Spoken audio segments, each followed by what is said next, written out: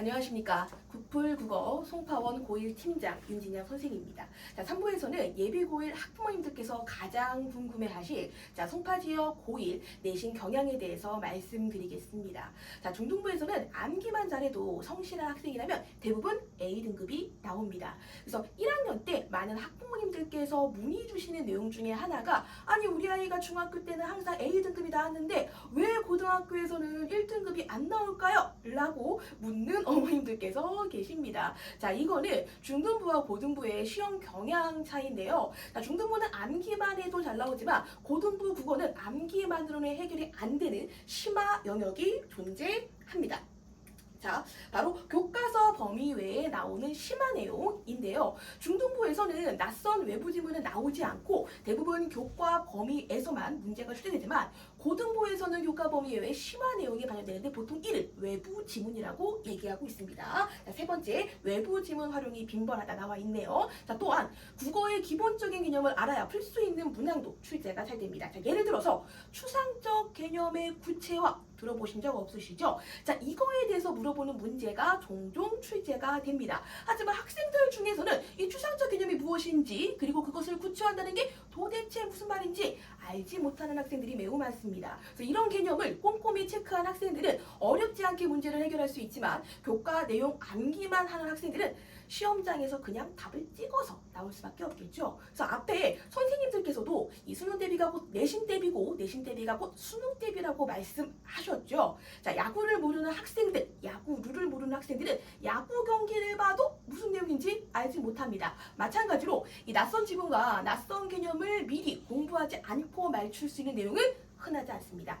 자, 90%의 암기용 문제가 아닌 이런 10%의 등급을 가르기 위한 킬러 문항을 맞추기 위해서는 평상시에 국어 공부가 선행돼야 된다는 점 강조드리도록 하겠습니다. 자, 이외에 학교 선생님의 스타일이라든가 학교 필기, 학교 프린트, 이 학교별 특성에 따라서 시험의 경향이 달라지게 되는데 요거 조금 이따가 말씀드리도록 할 거고요. 1학년은 졸업 문학과 문법이 시험 범위에 해당합니다.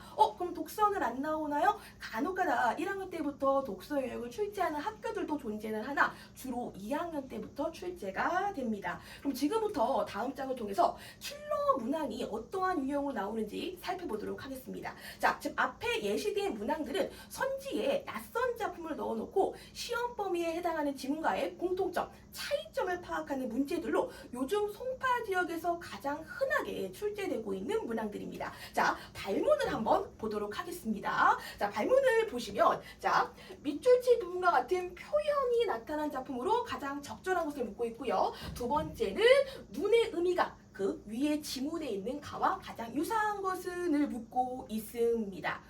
자, 이 문제를 일단 해결하려면 이 표현법이라는 국어 개념이 선행이 되어야 할 거고요. 자, 아래 선지에서 이 표현법을 확인할 수 있어야 합니다. 근데 학생들이 이 문항에서 겪는 가장 어려운 점은 사실 바로 작품의 해석입니다. 자, 낯선 지문이잖아요. 낯선 지문에서 추상적 개념이 무엇인지 구체화한 게 맞는지를 알기 위해서는 이 작품이 해석이 되어야 됩니다. 그런데 문제는 요즘 말이 아닙니다. 고전시가잖아요. 근데 또 여기서 발생하는 문제가 뭐냐면 이 고1 교육 과정에서는 사실 고전시가가 차지하는 비중이 크지가 않습니다. 주로 현대시. 근데 그런 학생들한테 내신에서는 1, 2, 3, 4, 5 선지에서 고전 시가를 내고 있으니 사실 선행되지 않는 학생들은 맞추기가 쉽지가 않겠죠. 자, 두 번째 문제를 보시면 자, 현대시라서 고전시과와는 달리 읽을 수는 있습니다. 자, 하지만 이 눈의 의미와 동일한지를 파악하려면 이 현대시, 낯선 시가 분석이 되어야 합니다. 자, 이런 문항들은 중하위권 학생들을 거르기 위한 문제로 사실 암기만으로는 맞출 수가 없습니다. 자, 이렇게 선지에서 낯선 작품을 출제하는 경향이 송파에서 유행하고 있습니다. 자, 이런 경향은요, 송파 지역 혹은 강남 이런 대치 수도권으로 올수록 경향이 뚜렷해지고요. 사실 지방권으로 가면은 트렌드가 느려서 점점점 나타나지 않는 양상인데요. 자, 요즘 송파 지역에서 가장 유행하고 있는 문제가 바로 두 번째 입니다. 자, 이 문제들을 수능형 문제라고 말씀드릴 수 있을 것 같은데요. 자, 이런 수능형 문제 중 이 보기의 내용을 파악해서 이것을 토대로 선지의 적절성을 파악하는 문항들이 있습니다. 내신에서 이렇게 문제를 출제하는 경향이 요즘에 더욱 두드러지게 나타나고 있습니다. 자, 지금 보기의 내용을 보시면 글자가 작아서 잘 안 보이실 것 같은데, 자, 물과 관련된 처음 보는 개념입니다. 지금 세세한 내용을 안 보이시는데 이게 교과 과정에서는 설명이 되지 않는 국어 지식이고요. 자, 두 번째 문제 같은 경우는 보기에서 이 토포필리아라는 우리도 생소한 개념을 설명하고 있습니다. 그런데 사실 국어 시험이라는 거는 고등부에서는 50분 동안 시험을 보죠. 이 50분이라는 한정된 시간 안에 이 보기에 있는 내용을 파악해서 선지 안에서 적절성을 판단한다? 사실 상위권 학생들이 아니고는 어색하겠죠. 자, 이런 문항들은 수능형 문제를 잘 푸는 학생들한테 유리한 건 맞는 것 같습니다. 자, 마지막으로 문법 문제인데요. 이 서술형 단답형도 학생들의 등급을 가르기 위한 문항들이 많습니다. 자, 이거 같은 경우는 문제 자체의 난이도가 높다기보다는 조금 치사한 문제 유형이라고 할 수 있을 것 같습니다. 자, 기역부터 미음까지 예문을 제시해 놓고 이 예문 안에서 서너말 어미, 높이의 서너말 어미 몇 번 쓰였어? 피동 몇 번 쓰였어? 명사 대다형 몇 번 쓰였어? 하나하나 묻고 있는데 이게 잘하는 학생들도 사실 하나만 틀려도 이게 합산하는 문제거든요. 합산하는 과정에서 틀릴 수가 있기 때문에 사실 학생들 입장에서는 쉽지 않은 문제였습니다. 자, 이렇게 각 학교별 경향을 대략적으로 말씀드렸습니다. 자, 이제 지금부터는 통합적으로 각 학교별로 어떤 특징이 있는지 말씀드릴 건데요. 학교별 상세한 경향과 난이도, 내신 대입 방법은 추후에 유튜브에 하나하나 다시 업로드 드리도록 하겠습니다. 지금부터 말씀드린 내용은 대략적인 것으로서 고등학교를 선택하실 때 참고해 주시면 될 것 같습니다. 자, 첫 번째 장에서는 남자 고등학교에 대해서 일단 준비를 해봤는데요. 자, 일단 보인고입니다. 지금 보시면 옆에 379라는 숫자는 학교에 다니는 1학년 학생 수인데요. 참고하실 게 우리가 올해 2023년이 1학년들이 조금 숫자가 많습니다. 그래서 아마 우리 아이들이 내년에 입학하게 되면은 저것보다는 조금 학생 수가 적어질 수도 있다는 점 양해 부탁드리도록 하겠습니다. 자, 보인고는 조금 상위권 남학생들이 많이 입학하는 학교인데요. 이 학교가 매년 출제 경향이 매우 달라집니다. 하지만 공통점을 꽂자면은 교과 내용보다는 외부 지문이 매우 많이 다루어진다는 거. 그렇기 때문에 정말 암기만으로는 안 되는 학교입니다. 그러다 보니까 수능에서 1등급이 나오는 학생일지라도 사실은 내신이 5등급이 나오는 학생들도 많습니다. 경쟁이 매우 치열한 학교고요. 이런 보인고와 유사한 레벨 이 학교가 바로 배재고입니다. 자, 이 지역에서 보인고와 경쟁 관계인 학교죠. 보인고와 동일하게 출제 범위가 굉장히 광범위한데요. 이 배재고만의 특징을 보자면은 사용하는 어휘가 우리가 배재식 어휘라고 얘기를 합니다. 처음 보는 생뚱만 어려운 어휘가 많이 나와서 좀 어휘력이 좀 낮은 학생들이 아니 이게 무슨 말이야? 하고 문제를 푸는 경향도 많다고 하더라고요. 자, 이런 두 개의 학교를 제외하고 남고들 중에서 그나마 무난한 학교가 바로 배명고입니다. 가장 준수한 학교죠. 이 두 학교를 제외하면은 차이점을 뽑자면은 이 두 학교는 외부 지문의 경향이 굉장히 뚜렷하고 수가 많은 데 비해서 배명고는 그것보다는 외부 지문을 방영하는 경향이 적다라고 말할 수 있을 것 같습니다. 네, 그 대신에 배명고 같은 경우는 약간 이런 게 가능할 것 같아요. 내가 용의 꼬리가 될지언정 뱀의 머리가 되겠어가 가능한 학교 중에 하나입니다. 자, 이 세 남고를 제외하고 저희 학원에서 가까운 학교는 보성고, 동북고 요 두 학교가 존재합니다. 이 두 학교가 비슷한 레벨의 학교라고 생각하시면 될 것 같고요. 물론 교과 범위에 충실한데 앞에 있는 학교에 비해서는 좀 외부 지문이 반영되는 비율이 조금 더 적다고 생각하시면 될 것 같습니다. 굳이 여기서 특징을 하나만 더 잡아드리자면은 동북고 같은 경우에는 어휘 문제가 빠지지 않고 매번 사자성어 같은 거 등장을 하고요. 그 다음에 좀 문법을 중시하는 경향이 뚜렷한 학교 중에 하나입니다. 자, 이 중에서 잠실고는 남고들 중에서 사실 선택하기 가장 무난한 학교라고 생각하시면 될 것 같습니다. 그래서 외부 지문이 아예 안 나온 건 아니지만 앞에 게시된 학교들 중에서 외부 지문의 반영 비중이 가장 적은 학교 중에 하나라고 보시면 될 것 같습니다. 자, 그 다음 장에서는 여고에 대해서 준비를 했습니다.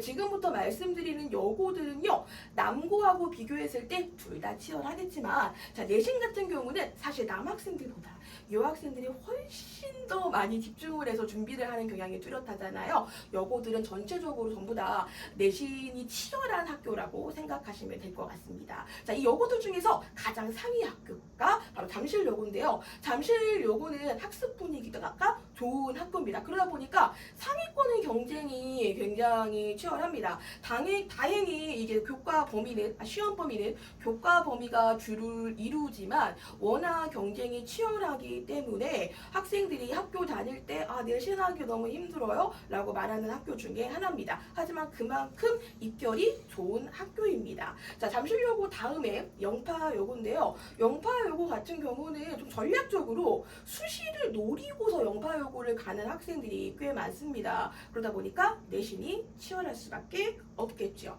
자, 세 번째 여고는 창동여고인데요. 지금 앞에 있는 학교와 창동여고를 비교하면은 제적 인원수가 거의 2배가 차이가 납니다. 저희가 1등급 같은 경우에는 전교 인원수의 4%잖아요. 자, 앞에 있던 잠실여고 같은 경우에는 제적 인원이 350명이기 때문에 대략적으로 한 15등만 해도 1등급이 나올 수가 있는데, 창동 같은 경우에는 인원수가 158명입니다. 158명이기 때문에 한 전교 6등, 한 7등이 돼야 1등급이 나온다는 말이죠. 그렇기 때문에 문제의 난이도보다는 1등급을 차지할 수 있는 학생 수가 적어서 그런 측면에서 내신 대비가 불리한 학교라고 평가드릴 수 있습니다. 자, 정신여고가 바로 네 번째입니다. 학생 수 괜찮습니다. 적지 않아요. 그런데 여기서는 그냥 외부 지문이 항상 출제됩니다 라고만 나와 있는데, 이게 정신여고 같은 경우에는 고해의 국어를 담당하시는 선생님들이 누구냐에 따라서 시험 경향이 갈라지는 학교 중에 하나입니다. 그래서 어떤 해에서는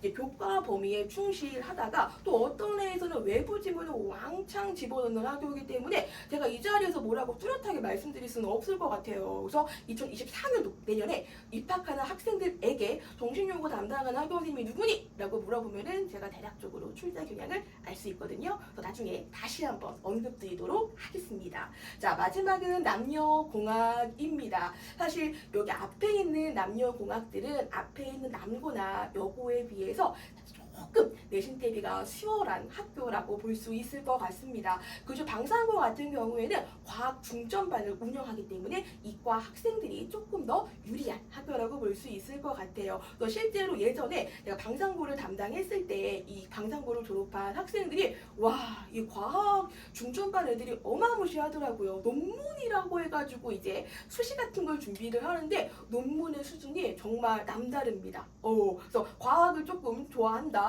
추천드릴 수 있을 것 같고요. 어흥고 같은 경우 예전에는 미술로 대학을 입결을 준비하는 학생들이 굉장히 많이 가는 학교였는데, 요즘 같은 경우에는 미술반이 사라졌습니다. 그래서 이거를 방과 후에 미술반을 운영한다고 하는데 예전보다는 조금 떨어지는 건 맞는 것 같습니다. 자, 그 다음에 가락고인데요.